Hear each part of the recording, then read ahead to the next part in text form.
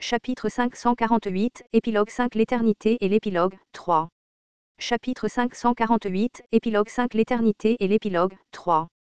4 jours de dérive. Yu Jung-Hyuk a à peine réussi à reprendre conscience et a découvert un débris pointu le poignardant dans l'abdomen. Il s'est calmement débarrassé des débris et a vérifié l'état de la coque du navire. 6 jours de dérive. Il s'est rendu compte que l'arche avait complètement perdu toutes ses fonctions.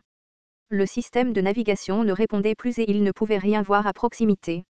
Français en fait, il ne pouvait même pas voir une seule planète à proximité. 11e jour de dérive. Avec plusieurs des systèmes de sécurité installés dans l'arche détruits, des anomalies ont commencé à se manifester dans le corps de Yu Jung-Hyuk.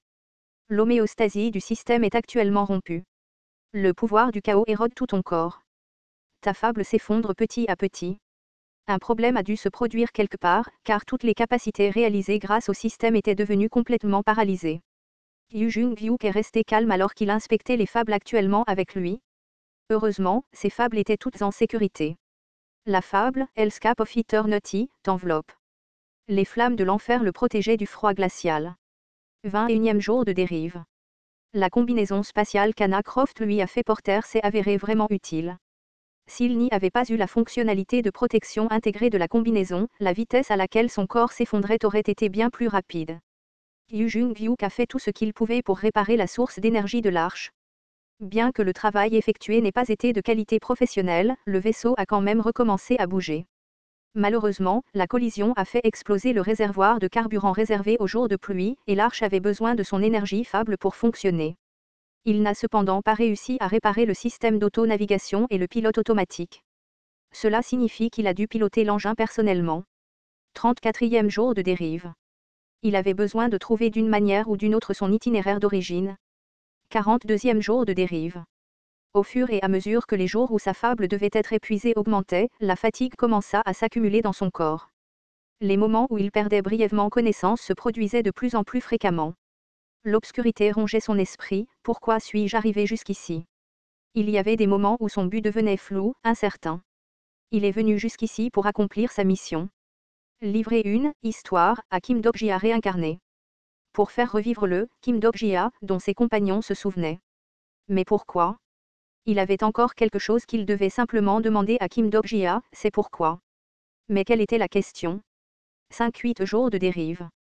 Au moment où il vit un visage décroissant se refléter sur la fenêtre de l'arche, Yu Jung-Hyuk se souvint de la question oubliée. Dans un monde où les scénarios ont pris fin, que devrait-il faire pour continuer à vivre? C'est vrai. C'est ce qu'il voulait demander à Kim Dok-jia. Parce que ce type savait tout. Kim Dok-jia, toujours en train de penser à la fin. L'homme qui avait tout prévu et qui n'avait pas hésité à sacrifier sa propre vie pour voir la conclusion d'une certaine histoire. Un imbécile comme lui devrait le savoir, pensa-t-il. Si c'était Kim Dok-jia, alors il devrait en savoir plus sur Yu Jung-Hyuk que Yu Jung-Hyuk n'en savait sur lui-même. C'est ce que pensait ce dernier.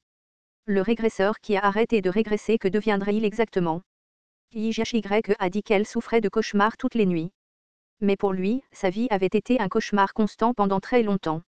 La seule raison pour laquelle il avait réussi à endurer jusqu'à présent était parce qu'il avait toujours un but, un objectif, qu'il n'avait pas encore atteint. Cependant, cet objectif n'était plus et le scénario avait également pris fin. Le régresseur Yu Jung-Hyuk était libre. Mais alors qu'il se tenait devant la liberté durement gagnée, il ne pouvait pas comprendre exactement ce qu'il avait finalement gagné. 8-3 jours de dérive. Alors que sa dérive sans direction se poursuivait, les fables recouvrant sa peau diminuaient précipitamment. La quantité de fables se dispersant dans l'espace augmentait progressivement. Son voyage continuait, mais il ne savait même pas où il se dirigeait. 1-0-2 jours de dérive. Yu Jung-Hyuk a commencé à lire le roman de Han Suyong. Il pensait qu'en le lisant, il serait capable de résister au temps, d'une manière ou d'une autre. 1-1-1 jour de dérive. En lisant l'histoire de Kim Dok-jia, il a commencé à nourrir ce léger soupçon d'anticipation. Il pensait que le Kim Dok-jia de cette histoire devrait être capable de répondre à sa question. Dès le premier épisode, il a lu avec attention la vie de Kim Dok-jia. Certains événements lui étaient déjà familiers, tandis que d'autres lui étaient inconnus. Il s'arrêtait également de lire lorsqu'il atteignait certaines phrases. Ce sentiment d'être laissé seul après le point final de l'histoire, juste après que le protagoniste et les personnages secondaires aient tout prononcé la phrase « Tout le monde a vécu heureux pour toujours ». Frappé par le sentiment de vide et de trahison, le jeune moi ne pouvait pas lutter contre la solitude et se tordait de douleur. Qu'est-ce que le bonheur? Ce terme semblait si étranger à Yu Jung-byuk. Il pensait qu'il avait peut-être ressenti une telle émotion quelque part dans les souvenirs du tour 0 qu'il avait réussi à jeter un coup d'œil plus tôt. Cependant, ce n'était plus sa vie. Un de 8 jours de dérive. Pour lui, la figure de Kim Dok-jia ne comptant sur rien d'autre que les voies de survie, pour survivre lui semblait étrangère. Il l'a lu de nombreuses fois, mais il n'arrivait pas à bien le comprendre. Comment une simple histoire comme celle-ci pouvait-elle soutenir une vie? 154e jour de dérive. Petit à petit, Yu Jung-byuk s'est habitué à lire le roman. Il a même trouvé des passages qu'il aimait lire et relire. J'ai attrapé la pâte arrière riche en graisse et j'ai mordu dans la chair. La sauce suintait doucement de la viande. J'ai fermé les yeux, ayant même oublié de mâcher. Comme je le pensais, lire à ce sujet et le goûter réellement sont deux choses différentes. C'était une scène qui s'est produite au début, lorsque Kim Dok-jia et les compagnons étaient récemment entrés dans les scénarios lorsqu'ils ont rôti la viande des rats à taupes. Yu Jung-byuk a sorti une tranche de viande séchée de l'intérieur de son manteau sous la combinaison spatiale et a commencé à la mâcher tout en relisant ce passage. Français, il ferma lentement les yeux et mâcha, et il avait presque l'impression d'être avec ses compagnons dans l'obscurité humide du métro. 155e jour de dérive. Mais quand il ouvrit les yeux, il était toujours tout seul. Yu Jung-byuk, assis là, hébété, recommença à lire le roman. 211e jour de dérive. Il continua à lire cette histoire tout seul, et 258e jour de dérive. Et, il releva l'histoire. 279e jour de dérive. Il comprit enfin un peu Kim Dok-jia. 316e jour de dérive. Vos fables ont absorbé vos émotions. Chaque fois qu'il lisait le roman de Han Suyong, les fables consumées reprenaient leur vitalité pendant de brefs instants. Bien qu'il ne puisse pas égaler la vitesse de consommation, il n'aurait pas pu tenir jusqu'à présent s'il n'avait pas lu l'histoire. Cependant, il ne pouvait pas simplement tenir pour toujours. Kim Dok-jia dans le roman disait ceci. C'est pourquoi tu aurais dû le lire jusqu'à la fin, tu sais. Que signifiait lire une histoire jusqu'à sa fin? Bien qu'il ne puisse pas le comprendre pleinement, Yu Jung-byuk a quand même choisi de tenir compte de ce conseil. 333e jour de dérive. Soudain, il réalisa la raison pour laquelle son échec était inévitable. Même si tu parviens à sauver le monde, tu ne seras toujours pas sauvé. Au moment où tu sauveras le monde, les mondes que tu as rejetés se jetteront sur toi. Même si tu sauves un monde, tous les autres mondes que tu as abandonnés t'entraîneront en enfer. Yu Jung-byuk regarda l'univers lointain et pensa en lui-même. Qu'aurait-il pu se passer si c'était le premier ou le deuxième tour de régression? Et s'il avait complètement oublié les souvenirs de ses vies antérieures? S'il n'avait aucune idée des vies de ses régressions précédentes, alors peut-être, juste peut-être, n'aurait-il pas pu trouver sa réponse déjà, au lieu d'errer sans but comme ça? Peut-être qu'il n'aurait pas eu à souffrir comme ça. Aurait-il pu enfin comprendre à quoi ressemblait la fin heureuse des autres histoires? Aurait-il pu avancer, afin de ne pas mourir? Gugugugugu. La coque de l'arche commença à vibrer. Se demandant ce qui se passait, il améliora sa perception pour balayer les environs, seulement pour découvrir une énorme horde teignant l'univers en gris cendré. C'étaient des existences qu'il connaissait bien. Des existences qui avaient été écartées des lignes du monde et éjectées des scénarios. Les énormes vagues de dieux extérieurs inondaient sa direction. Une légère odeur de peur se dégageait d'eux.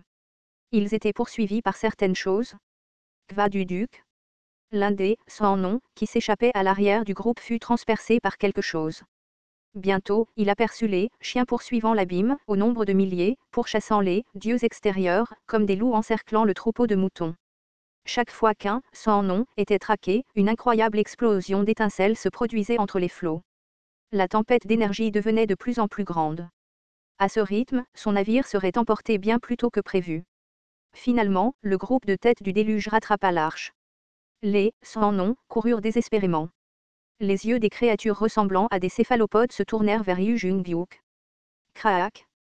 Le corps d'un monstre fut transpercé sans résistance par les crocs du chien. Le morceau noir de fable craché par le monstre mourant s'écrasa sur la fenêtre du cockpit comme de la peinture. Le monstre céphalopode le fixait avec ressentiment en tombant. Yu Jung-byuk avait déjà vu ses yeux auparavant, il était une fois. Si c'est le cas, qu'en est-il des personnes qui sont différentes de moi? Qu'en est-il de JHY Eoni, Yon Cong Opa et Seolwa Eoni? Ceux qui se sont battus uniquement pour toi, qui étaient-ils pour toi? Juste à ce moment-là, Yu Jung-byuk pensa qu'il pouvait enfin comprendre ce qu'était son. Il comprenait comment un régresseur qui en avait fini avec ses régressions devait continuer à vivre.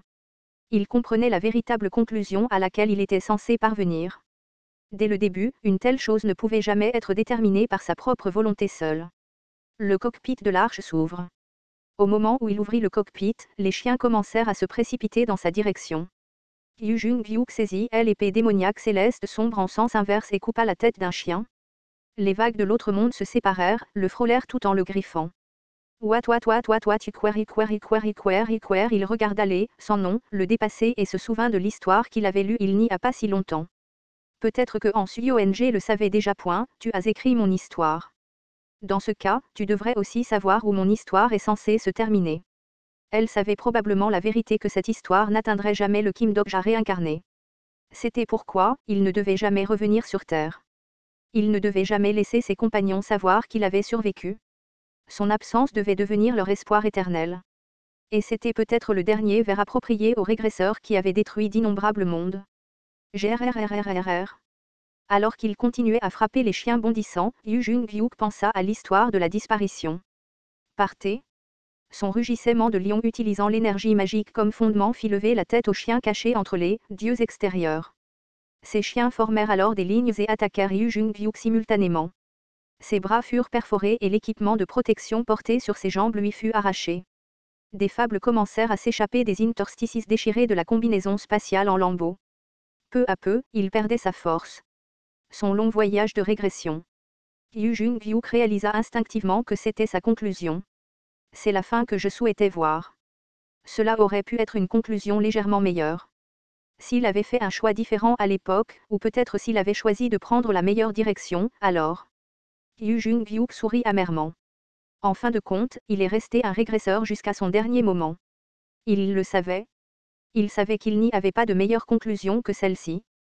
Il savait que, quels que soient les choix qu'il avait pu faire à différents moments de sa vie, il finirait toujours par regretter quelque chose à leur sujet. Même alors, il regretterait et finirait par répéter le résultat de tous ses regrets. C'était le résumé de sa vie. Je suis Yu Jung-gyuk. Au moins une poignée de personnes seraient sauvées par sa vie. Kvaa. Des milliers et des milliers de chiens se sont jetés dans sa direction. Comme s'il expiait ses péchés, Yu Jung-gyuk brandissait son épée et la brandissait encore plus. À chacune de ces attaques, ses sans noms aux noms oubliés recevaient leur salut. Le froid commença à circuler dans tout son corps. La quantité de fables qui s'échappaient de la combinaison spatiale en lambeaux continuait d'augmenter. Il se sentait étourdi et sa vision vacillait. Yu Jung-gyuk pressa jusqu'à la dernière goutte d'énergie magique. Briser l'escrime du ciel. Technique de destruction. Briser le ciel frappe de météores. Les fragments vicieux et violents de l'épée tombèrent comme une pluie de météores et pénétrèrent les chiens. Cependant, certains chiens réussirent à échapper au coup d'épée et continuèrent à courir vers lui. KRRRRNG. Juste après, quelque chose entra en collision avec sa tête et le casque protégeant son visage se brisa en morceaux.